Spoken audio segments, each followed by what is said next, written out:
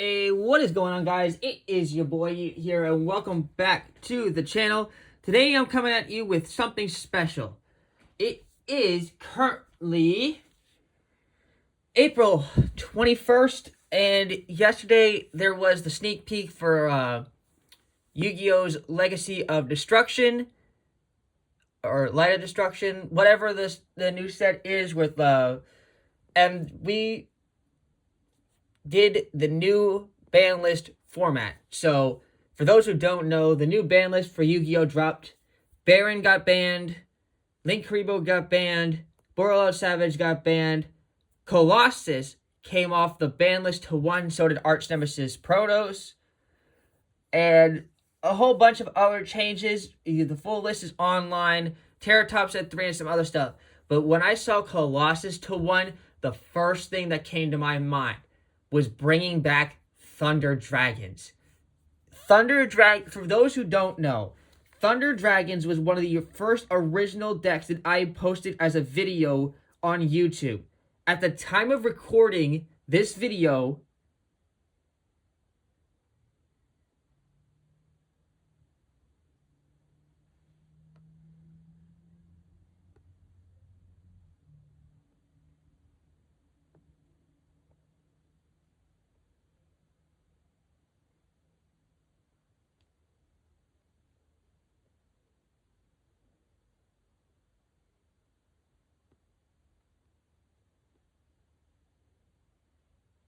it has 377 views.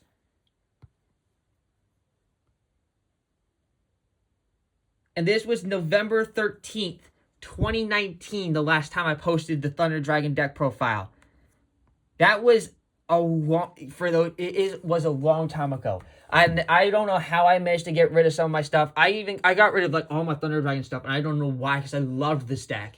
Thank God the store had everything I needed to rebuild this deck. And I don't care how much I probably spent $147 just to rebuild this deck, but I didn't care. I was getting it back, and I had one of the first altis I pulled from an OTS pack was an Alti Thunder Dragon Colossus that I still have posted on my Instagram to this day. I probably sold that for money at the time, but I loved that card with everything I had. But yeah, money, I needed money. But point is, I got the card back, and I'm ecstatic.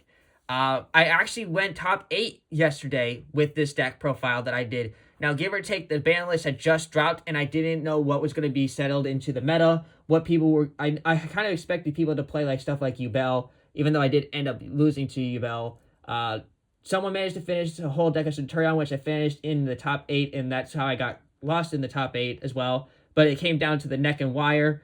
And then ultimately it was a ruling that was out of my hands that kind of set me out. But anyways, I gotta showcase you guys this deck. Overall, I thoroughly enjoy this deck, and yeah, I figured expecting this meta to be more of a board breaker format. I'm realizing it's a mix of both board breakers and hand traps. It's not one or the other, it's both. So in other words, you have to essentially, now the 12 hand traps that people are going to have to play, it's going to be cut into 6 hand traps, 6 board breakers. And that's it. That's essentially what you're going to have to do. And that's like, I promise you, that's exactly what people are going to have to do. Along with 3 crossed out Designator and Called by the Grave. That's exactly what people are going to have to do. Plus, then the rest of it is your main deck. I'm almost guaranteeing you that's exactly what it's going to be. I'm talking too much right now about the format. I'm going to get around into this deck profile. If you guys go and enjoy this deck, leave a like and subscribe. Please go back and show some love on my other Thunder Dragon video and this one, because I cannot wait to play this, to get stronger with this deck, again, this format, because trust me, Thunder Dragon is an absolute blast. It goes right along with every playstyle that I love about this game. One of the first favorite decks I ever picked up. Let's get right into it. Starting off with the main deck, we got 3 of the OG Thunder Dragon. Now, most people just toss this card aside and say, it's not as relevant as the others. You'd be wrong. This card fuels up your graveyard for how much light you have. It's an easy discard, a card that simultaneously lets you discard on itself, just to add 2 more copies of itself to the hand, which is why we play 3 in the first place. And you can easily reoccur with stuff like Branded Regan, which we pair up with his deck as well. It just fulfills so much for the one card it does. So yeah, 3 of this is mandatory. Another card that I would say is 3 of, if you're playing a regular Thunder Dragon deck like I'm doing right now, is 3 copies of Thunder Dragon Dark. This card can discard itself to add. This is a quick effect too that you can do during your opponent's turn as well. Discarding itself to add another copy of Thunder Dragon Dark from your deck to your hand. And then on a separate effect, if this card is banished or sent from the field to the graveyard, you can add 1 Thunder Dragon card from your deck to your hand except Thunder Dragon Dark.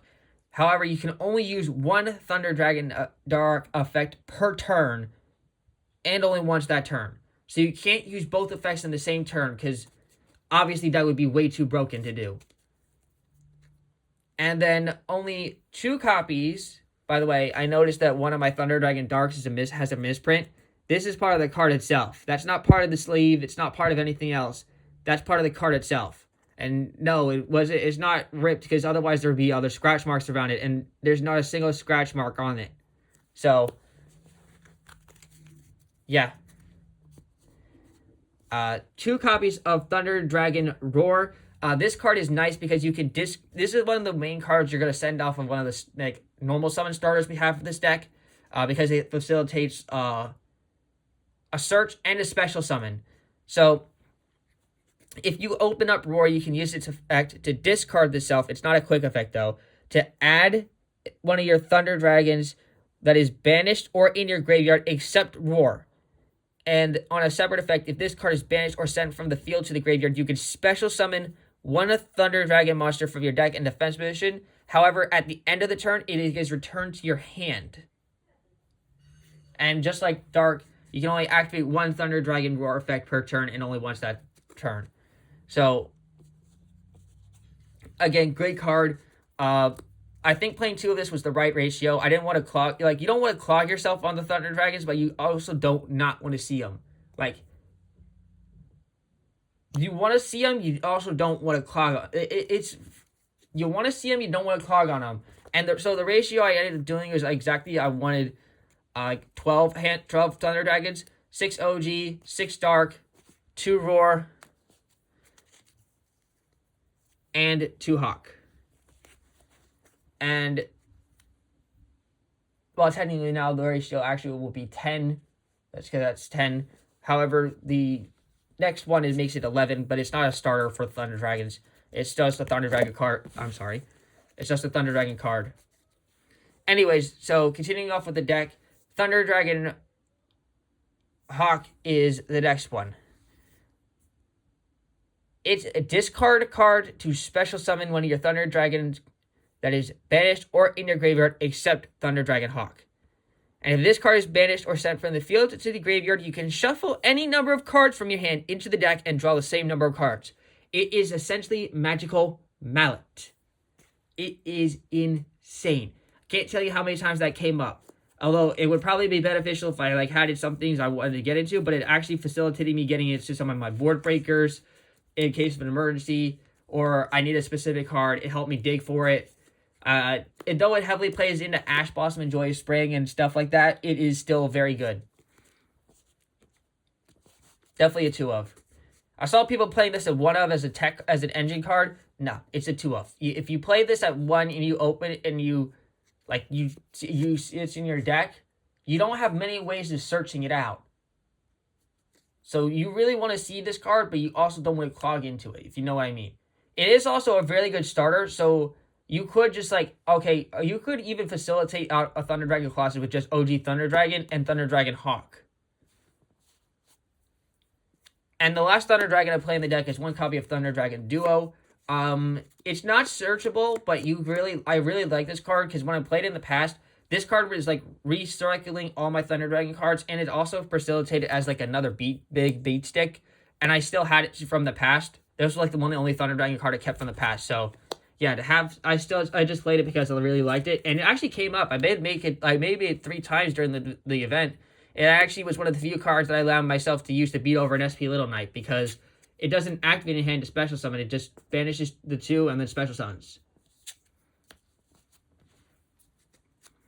Now the normal summon that I still count as a Thunder Dragon part, but it's not a Thunder Dragon card. It's actually a Battery Man card. It's in the form of 3 copies of Battery Man Solar. Normal summoning this card or special summoning it, you can send 1 Thunder type monster from your deck to the graveyard. And if a Thunder monster is normal or special summoned, while this card is on the field, you can special summon 1 Battery Man token. It's Thunder, Light, level 1, 0 attack, 0 defense.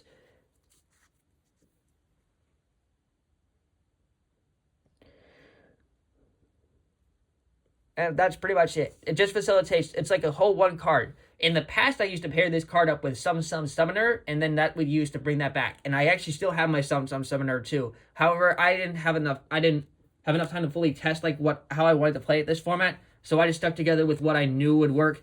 I even took parts of it from the past, parts from today, and to build this deck. So that's why you're seeing a whole mix of stuff. And one engine that I decided to pair up Thunder Dragons with that everyone seems to be talking about, and I can't lie, it is a very, very great combo, is the Bystial engine. So we obviously are playing 3 copies of the Bystial Lubellion, because this card lets you just search out the entire Bystials. It lets you get access and regain, which is a great resource management card for this deck. It's just very great. It's a very good card. Bystials are always going to be relevant in the meta. And also, this deck helps count. Bystials are right now very good against the Voiceless Voice engine if they play into it. Some people have figured out how to play around the Bystials, but just in case, it's still very good. Also, it facilitates a great combo into starting with Chaos Angel in this deck, because Battery Man Solar plus any one of the Bystials gives you the Chaos Angel with both effects. It's very good. 1 copy of the Bystial Magma Hut. I also play 1 copy of Druid Worm and 1 copy of Baldrake to facilitate also the Bystials, and the other 2 are just 2 copies of Bystial Saronir. Bystial Saronir is actually one of the... I only play Bystial Saronir 2 because it helps me gug the rest of them into the graveyard. So yeah. I could have played another copy of Druid Worm over Baldrake, but I decided to play Baldrake because I figured that having another interruption with Baldrake being able to tribute and target one to banish it would be nice. It actually did come up 1 time, but I still think maybe the second Druid Swarm would be better over Baldrake. But that's too early to tell. Then we have 1 copy of Black Dragon Collapse Serpent and 1 copy of White Dragon Wyvern Buster. In hindsight, these 2 I was on the fence about. I figured it'd be great because they act kind of like Bystials to start with for myself.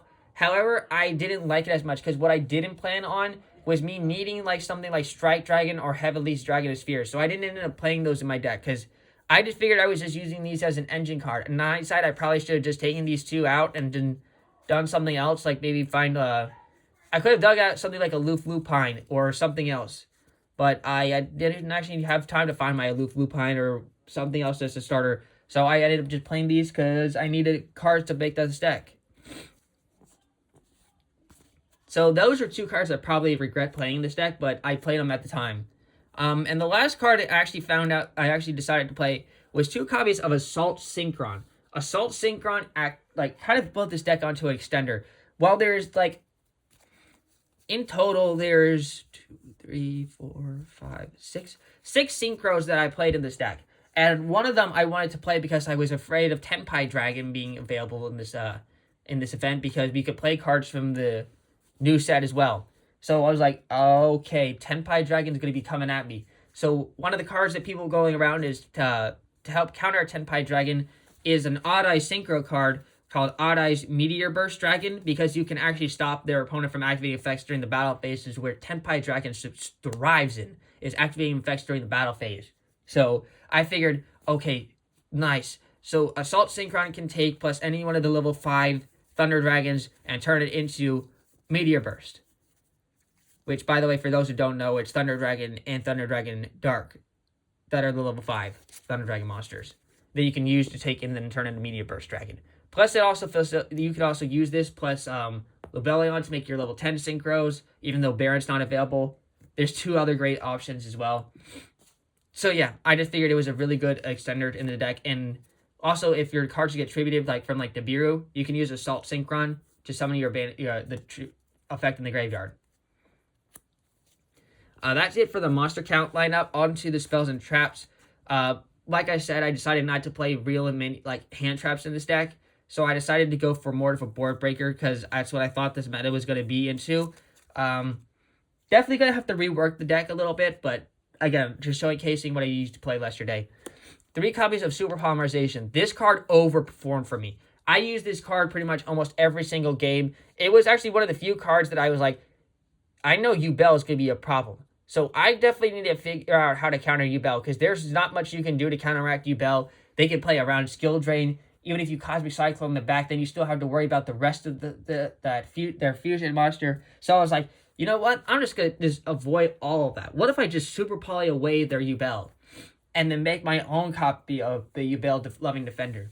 I decided not to put Loving Defender in the deck, but that's something that crossed my mind because of just how much like Yubel even like is just relevant. I even contemplated mixing Thunder Dragon with Yubel because Nightmare Pain can pop your Dark Thunder Dragon to your graveyard and start your whole Thunder Dragon combo and your Yubel combo. So that was one thing that I even contemplated doing, and still might actually test, but again, didn't have time to test out or make a list for that. So you might see a video on that later, but for now, I just played Super Polymerization just to counteract it. And it actually helped me out against Centurion as well. It didn't come up, it didn't come up against Voiceless Voice. Unlike I was hoping it for it to.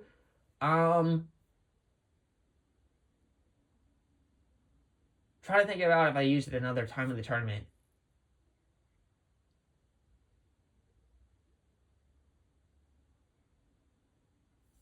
No, but I played it against Yubel. Oh, it helped me against Goblin Biker. That was the other deck I played against. Yes, it did help me play against. It did help me beat Goblin Biker as well. So yeah, Super Polymerization was just absolutely insane. I definitely think this card is going to be seeing more and more play during this format because again, there's so many decks that this card just outs right now. Then I went for 2 copies of Triple Tactics Talent to not only take cards, it could steal my opponent's Thunder Dragon Colossus, and I can use their own Thunder Dragon Colossus to either make another one of my own, or I could use it to make Thunder Dragon Titan. Also, because this deck can kind of play heavily into hand traps, especially Nibiru, which I found out really much so. Yeah, Chaos Angel is not enough to survive Nibiru. So I really am. I know for a fact one thing I'm gonna have to do is put 3 Cross-Out Designator and Nibiru and something like that in this deck, because otherwise this deck just plays so heavily right into it. You just lose to Nibiru like 90% of the time.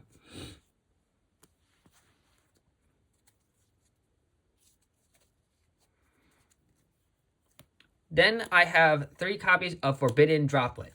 Forbidden Droplet was so good during this event. Not only being able to send your own Thunder Dragon cards from your hand to the graveyard to get started with the rest of your Thunder Dragon play, this card also was insane going against some of the decks. Like, this was it was definitely stupid going against Voiceless Voice. It shredded Goblin Bikers, and I used it against Yubel as well. I didn't see this card during Centurion, but I don't think it would have helped during the Centurion. The new cards for Centurion are broken. Absolutely broken.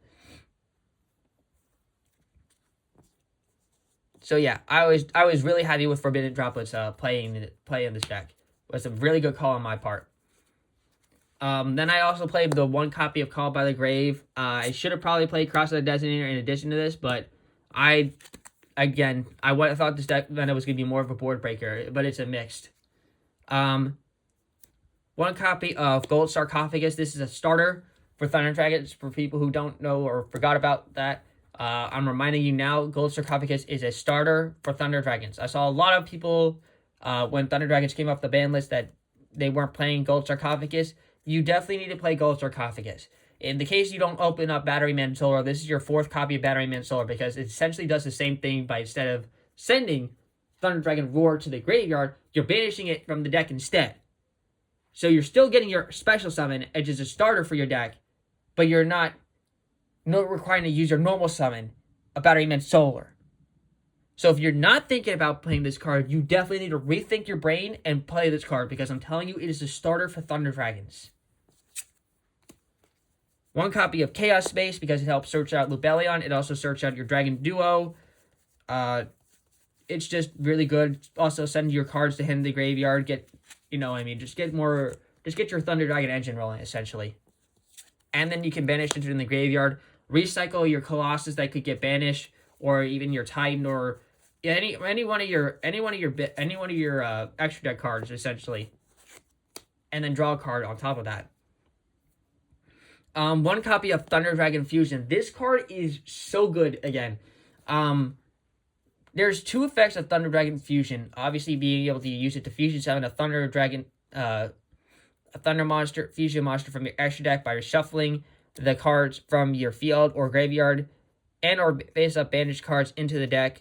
And then during your main phase, you can accept the turn this card was sent to the graveyard. You can banish this card and add one Thunder Dragon monster from your deck to your hand. Add one Thunder monster from your deck to your hand. So you could even use this to search out there. You just can't use it the turn it was sent to the graveyard. So that's why I only played that one copy of it. And yeah, I love the card. I made Titan with this thing like almost anytime I saw that card, I always ended up with a Titan on the field. One copy of Instant Fusion and one copy of Ready Fusion. I had these two in the deck because in the past what I used was, for those who don't know, there's a fusion monster. It's a vanilla fusion monster called Kaminari Attack. One of the easiest ways to cheat out Thunder Dragon Titan is to summon Kaminari Attack and then just discard do one of your Thunder Dragon effects in your hand, and then banish the fusion monster Kaminari Attack plus a Thunder monster from your hand, and then you can summon Titan just like that. You could actually end up on the board with both Colossus and Titan.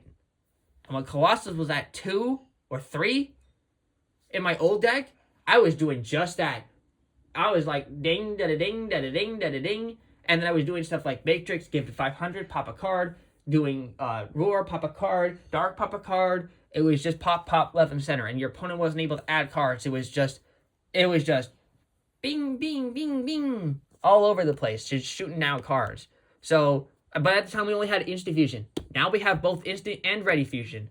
While Ready Fusion can be played at more than just one, I didn't want to play it at like 3 and then get cloggy on the card.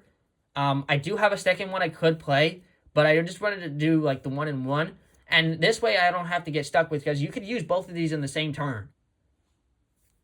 Because there's 2 separate cards. And then rounding it off, we had one copy of Branded Regame and one copy of Branded Beast. Not only for resources, but Branded Beast also can pop cards by trading a Bystial monster. So yeah, that rounds off the main deck. Let's actually go on to the side deck now, because instead of going right off into the extra deck, I wanted to talk to you guys about, because this is the other parts of the side deck actually came up really heavily. I actually sided in like pretty much all the time, and sometimes I was like, so I even like said I couldn't even remember what I sided in and out half the times, because I felt like these cards were a part of the main deck because of how good they were. I played some hand traps in the side deck, although the one hand trap that I should have played that I didn't play was Droll and Lockbird. I didn't think this meta was going to be a Droll and Lockbird meta. It's a Droll and Lockbird meta. It's a Droll and Nibiru meta. It's not just like, I can't say Effect Veiler is like bad. It's actually good. I just think Infinite Approach is just a little bit stronger. But yeah, I played 3 copies of Effect Veiler in the side, 2 Nibiru, 3 Ash, 2 copies of Lightning Storm, 2 Twin Twister, 2 Cosmic Cyclone, and 1 copy of Harvey's Feather Duster. The reason why I went with these specifically is because, so I know that for example, Voiceless Voice is definitely a thing, and so is Labyrinth again. So I had all these board breakers here just to facilitate the back row. Getting rid of the back row with the Twin Twister, discarding your Thunder Dragon cards, Cosmic Cyclone paying 1,000. It's just needed. And then obviously having your normal hand traps like Ash, Nibiru, and Veiler are all pretty much staple. So I figured I was just going with stuff that I knew that worked. So yeah, I don't really think I need to explain much of that. And now for that, let's go off into the extra deck. Otherwise, this video is gonna be a long video.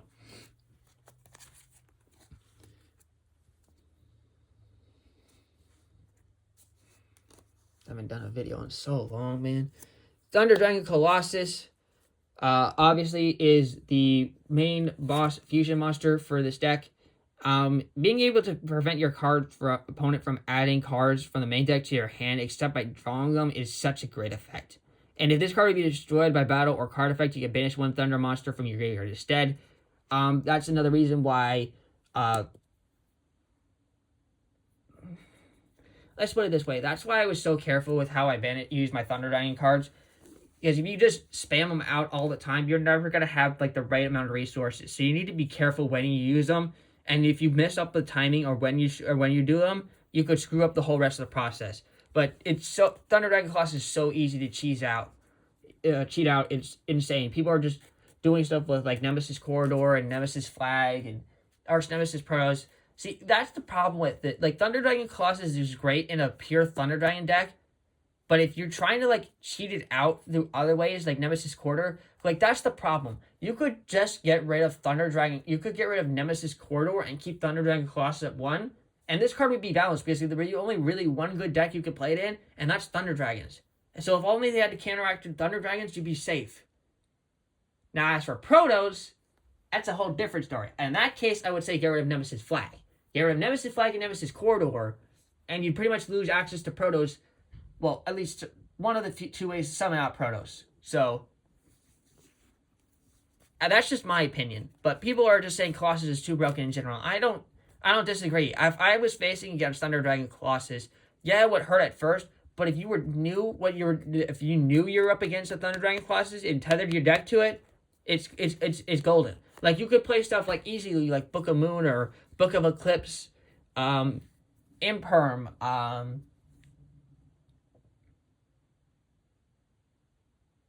hell, you could use Unchained Soul of Rage to link it off. There is so many different ways you could play around Colossus. It's not even funny. Just don't try and head on into battle. That's not gonna work. I hate to tell you, that's not gonna work.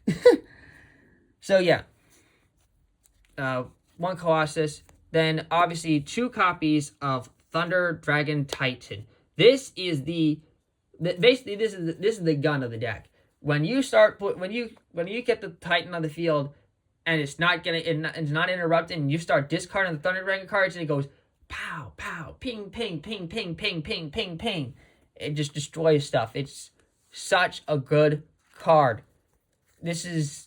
I love Thunder Dragon Titan. I loved its artwork then and I still love its artwork now. It's such a beautiful design card, dude. It's so cool. The prismatic version of this is even better, but all I have is the alties. Oh, and I forgot to mention its protection effect. It doesn't require to be Thunder monsters. It can be banish any 2 cards from your graveyard instead. It says it even specifically. People keep thinking that this has to be done with the Thunder monsters. It's not. The only one that has to be a Thunder monster is Colossus. Titan does not require that.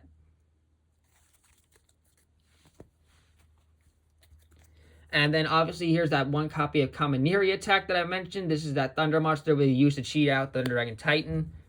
Then also for the super poly targets, I have 1 Garua, the Resonant Wing, and 1 copy of Mud Dragon of the Swamp. You could like really cut out another card in this extra deck and then play the copy of Yubel Loving Defender if you wanted to, which will probably be how I do the Yubel version if I ever make that deck. 1 copy of Chaos Angel, which was my answer, one of my answers to Nibiru, which wasn't enough in the end. It helped, but it wasn't perfect. It did come up against Yubel, though, because obviously banishing Yubel kind of prevents it from doing that.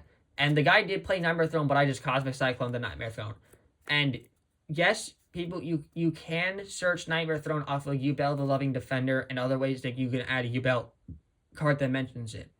So people who think you can't, you need to get your eyes checked. You definitely can. Ooh. Sorry. Then obviously we have one copy of Bystial the Spatter. Obviously it's easy to make in this deck, and yeah, Bystial the Spatter kind of offered another, not only an instant extender, but it's offered another negate, because obviously you have your you can banish stuff all the time with your Thunder Dragon and your Bystial cards.